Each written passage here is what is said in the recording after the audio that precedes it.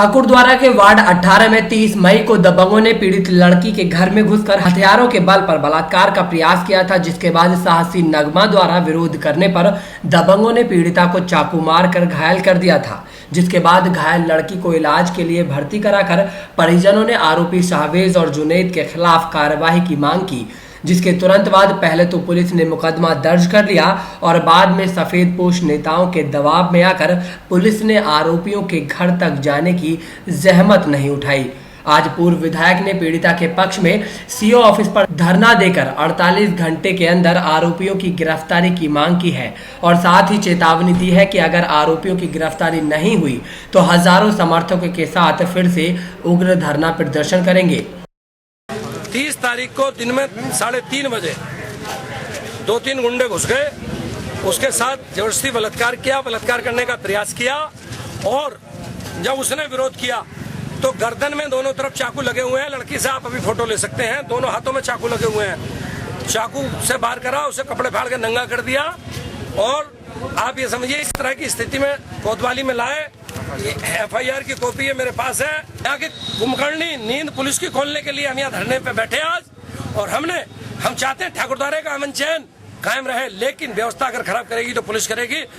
हम माँ बहन बेटियों के सम्मान में यहाँ बैठे हैं।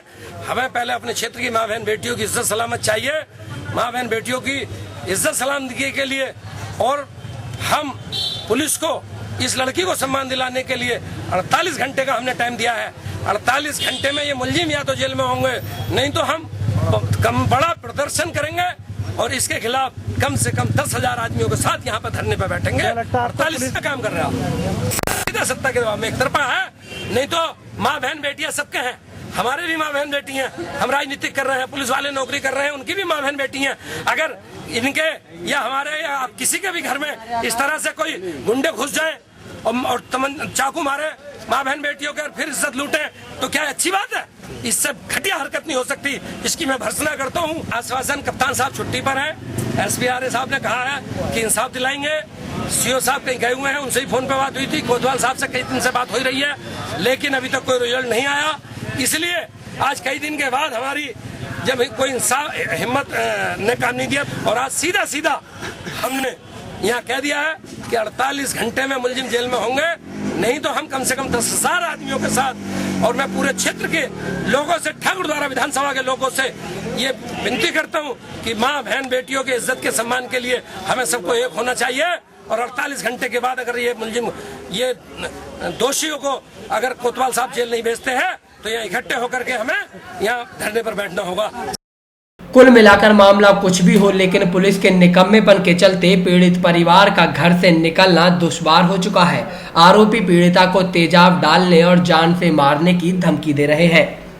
घर में घुस के मेरे ऊपर जानलेवा हमला करा, मेरे साथ गंदी हरकत करने की कोशिश की। मैंने अपनी जान बचाई, जान बचा के मैं ऊपर को भागी। ऊपर से आए थे छत पे से। कितने लोग थे वो? 2 लोग थे।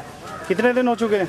5 दिन हो चुके हैं। आज मुझे कोई इंसाफ नहीं मिला है, कुछ भी। आप कितनी बार पुलिस से मिल चुके हैं? पुलिस के पास हम बार जा रहे हैं, पुलिस कुछ नहीं कर रही है, कुछ भी। अगर यही हालात रहते हैं, न्याय नहीं मिलता आपको, तो क्या करेंगे आप? अगला कदम क्या होगा आपका?